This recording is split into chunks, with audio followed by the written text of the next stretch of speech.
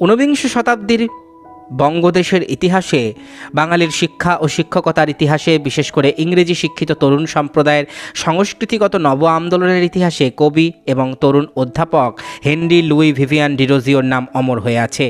23 বছরের ইউরেশিয়ান যুবক কাব্যে, শিক্ষায়, সংস্কারে কলকাতার সেকালের ইঙ্গবঙ্গ সমাজে তার শক্তিদৃপ্ত সুমহান ব্যক্তিত্বের যে ছাপ রেখে গেছেন তা শতাব্দীর যাত্রাপথের ধুলিতে আজও বিবর্ণ হয়ে ওঠেনি। পাশ্চাত্য শিক্ষা তখন আশি করছে, সতীদাহ প্রথা রহিত হয়নি। সেদিন সমুদ্রযাত্রা ছিল স্বপ্ন, বিলাতি শিক্ষার রঙিন অ্যাপেলে মুষ্টিমেয় ইংরেজি ভাবাপন্ন ব্যক্তি সবে কামড় দিয়েছেন। ডিরোজিওর আবির্ভাব সেই সময় 18 এপ্রিল 1809 কলকাতার 155 নম্বর লোয়ার সার্কুলার রোডে তিনি জন্মগ্রহণ করেন, যাতে বাঙালি ইউরেশিয়ান। পিতা Francis Derozio Messrs James Scott and কোম্পানিতে চিফ অ্যাকাউন্টেন্টের কাজ করতেন। ডিরোজিওর তার প্রথম পক্ষের স্ত্রী সোফিয়া জনসনের পুত্র। মাত্র 6 বছর বয়সে তিনি তার মাকে হারিয়েছিলেন। তার কৈশোর, তরুণায়িত যৌবন এবং মৃত্যুর লোয়ার সার্কুলার রোডের বাসভবনকে কেন্দ্র করে ফুলে ফুলে বিকশিত হয়েছিল। সে সময়ে পাবলিক স্কুল বলতে কিছু ছিল না, ছিল কয়েকটি ব্যক্তিগত পরিচালিত স্কুল। তার মধ্যে হার্টম্যান ড্রামস, সেরবোন, ফারেল লিন্ডস্টেইট সমধিক প্রসিদ্ধ। প্রবীণ শিক্ষাগুরু হার্টম্যান ড্রাম তার শিক্ষাভার গ্রহণ করলেন। শিক্ষকতার উদ্দেশ্যে নিয়ে স্কচ পণ্ডিত সুদূর স্কটল্যান্ড থেকে কলকাতায় আসেন। ডিরোজিওর শিক্ষাগুরু, মন্ত্রগুরু তিনি। তার মৌলিক চিন্তার অতল গভীরতা, অগাধ পাণ্ডিত্য, নানা শাস্ত্রে ব্যুৎপত্তি ডিরোজিওর জীবনে গভীর প্রভাব বিস্তার করেছিল। ডিরোজিওর স্বভাব ছিল ফুলের মতো মধুর, খুব মিশুকে। অপরিচিতের সাথে অতি অল্প সময়ে বন্ধুত্ব করতে পারতেন। অন্যায়ের প্রতি ছিল তার দুরন্ত আক্রোশ, কিছুতেই সহ্য করতে পারতেন না।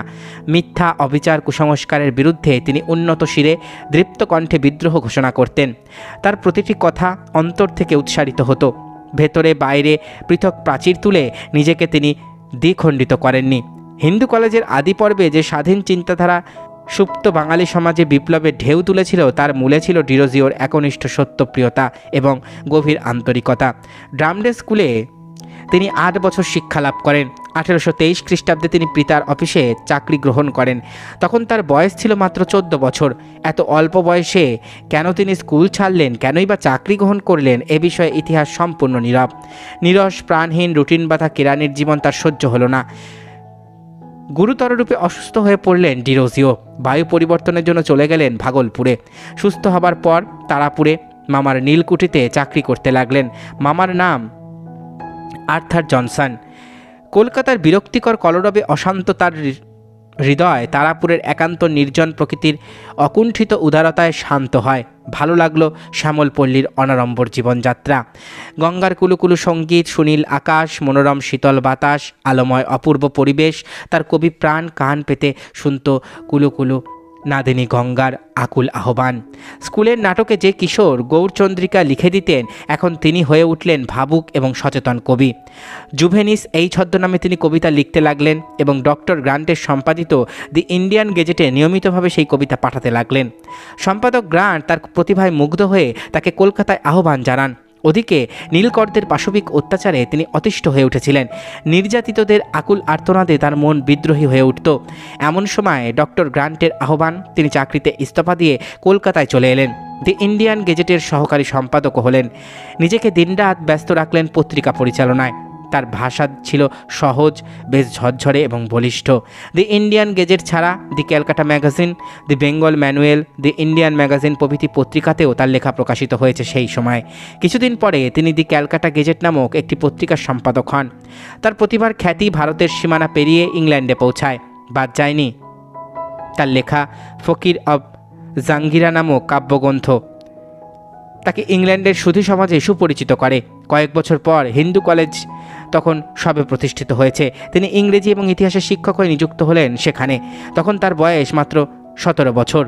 তার কবি প্রতিভা, তার ব্যক্তিগত চরিত্রের চৌম্বকীয় আকর্ষণে আকৃষ্ট হয়ে তরুণ ছাত্ররা চারপাশে ঘিরে ধরল তাকে। সে যুগে শিক্ষক হিসেবে ডিরোজিও ছিলেন অতুলনীয়। মাত্র 3 বছর হিন্দু কলেজে শিক্ষকতা করেছিলেন, কিন্তু তার মধ্যে তিনি যা করতে পেরেছিলেন, 15-20 বছরের ঐকান্তিক সাধনায় অপর কেউ তা করতে সার্থক হতে পারতেন কিনা সন্দেহ।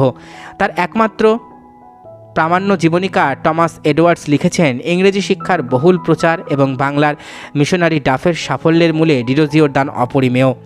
তার পড়াবার কায়দা ছিল একেবারে নিজস্ব, তার কণ্ঠস্বর এবং বাচনভঙ্গিতে ছিল আপন করার সুর। Mahatma David Hare, doctor Wilson এবং আরও অনেক শিক্ষাবিদ এবং শিক্ষার রীতিনীতির উচ্ছ্বসিত প্রশংসা করে গেছেন। তিনি ছাত্রদের সাথে বন্ধুর মতন আচরণ করতেন। তার অমায়িক চরিত্র এবং সুমধুর আলাপে মুগ্ধ হতো সকলে। শিক্ষক ছাত্রের মধ্যে পরস্পরের আন্তরিক সহানুভূতি এবং চিন্তাধারার আদান প্রদানে যে কি চমৎকার সম্পর্ক এবং মধুর পরিবেশ সৃষ্টি হয়, হেনরি লুই ভিভিয়ান ডিরোজিও তা প্রমাণ করে দেখিয়েছেন। ইউরোপে তখন ফরাসি বিপ্লব চলছে, সারা পৃথিবীতে তার প্রভাব ছড়িয়ে পড়েছে। তরুণের তাজা প্রাণে লাগলো বিপ্লবের আগুন।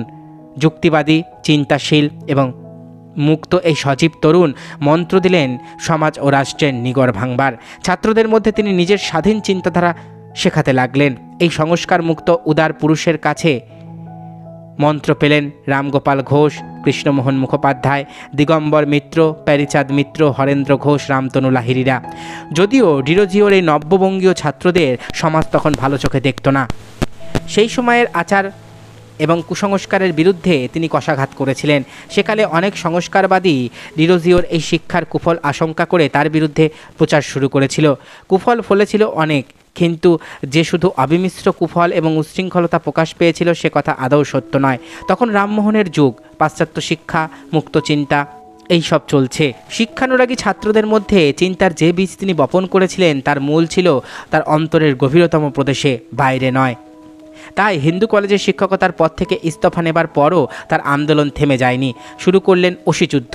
সবাই অনুভব করতে পারল শানিত অসির মতো মসীয় তীক্ষ্ণ ধার। অসির ধারে রক্তপাত হয় আর মসির ধারে হয় হৃদয় দীর্ণ। বাংলায় তখন ইংরেজদের প্রবল প্রতিপত্তি। বঙ্গদেশের সম্পদ লুণ্ঠন করে তারা নিজের দেশে চালান করছে। ভারতের সাথে মির্জাফর, জগৎ শেঠের মতন হাজার হাজার মাতব্বর জুটে সমাজের অর্থনৈতিক এবং ধর্মীয় কাঠামো ভেঙে ফেলবার সাহায্য করছে। ইংরেজ পাদ্রী এবং তাদের বাঙালি বন্ধুরা একজোটে বাংলাকে দেহে মনে ধনের প্রাণে পঙ্গু করে দেবার তোড়জোড় করেছিল। তাদের বিরুদ্ধে রুখে দাঁড়াবার মতো কেউ নেই। 20 বছরের তরুণ যুবক হেনরি ডিরোজিও এগিয়ে এলেন, সাথে তার ছাত্র বন্ধুরা। মানিকতলার বাগানে ছাত্রবন্ধুদের নিয়ে স্থাপন করলেন একাডেমিক অ্যাসোসিয়েশন, আমরা যাকে বলি ডিবেটিং ক্লাব। সারা ভারতে তিনি প্রথম ডিবেটিং ক্লাব প্রতিষ্ঠা করেছিলেন। তিনি একটি বৈকালিক পত্রিকা প্রকাশ করেন, দি হেসপেরাস। তার সাথে সাথে ছাত্র বন্ধুদের তালিকা দি এনকোয়ারার প্রকাশে সাহায্য করতে লাগলেন। পাদ্রীদের জ্ঞানান্বেষণ, রামমোহন রায়ের রিফর্মার উচ্চকণ্ঠে খ্রিস্টান আলোকে দেশকে উন্নত করবার উপায় প্রচার করেছিল। কিন্তু তরুণদের প্রাণপত্র এনকোয়ারার স্পষ্ট ভাষায় ঘোষণা করেছিল অন্য কথা। ডিরোজিও তার প্রিয় ছাত্রদের বলতেন আলাদিনের আশ্চর্য প্রদীপ। তাদের উদ্দেশ্যে তার ছিল অকুণ্ঠ ভালোবাসা। নতুন ফুলের পাপড়ি মেলার মতন তোমাদের তরুণ মনের রূপ আমি বিকাশ করেছি। লক্ষ্য করেছি কি আনন্দই না বর্ষিত হয় যখন দেখি ভবিষ্যতের মুকুরে তোমাদের যশ সৌরভ ফুলের মুকুট বুনেছে, যা তোমরা এখনও পাওনি।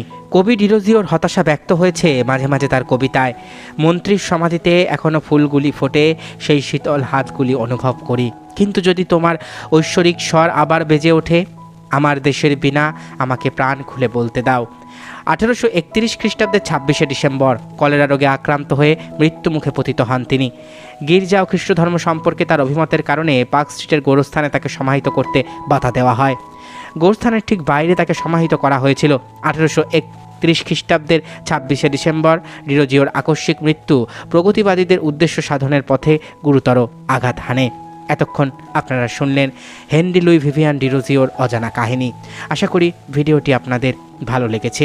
আমার চ্যানেলের ভিডিওগুলো যদি আপনাদের ভালো লাগে তাহলে অবশ্যই চ্যানেলটি সাবস্ক্রাইব করুন, পাশে থাকা বেল আইকনটি ক্লিক করে দিন যাতে পরবর্তী ভিডিও নোটিফিকেশান খুব তাড়াতাড়ি আপনাদের কাছে পৌঁছে যায়।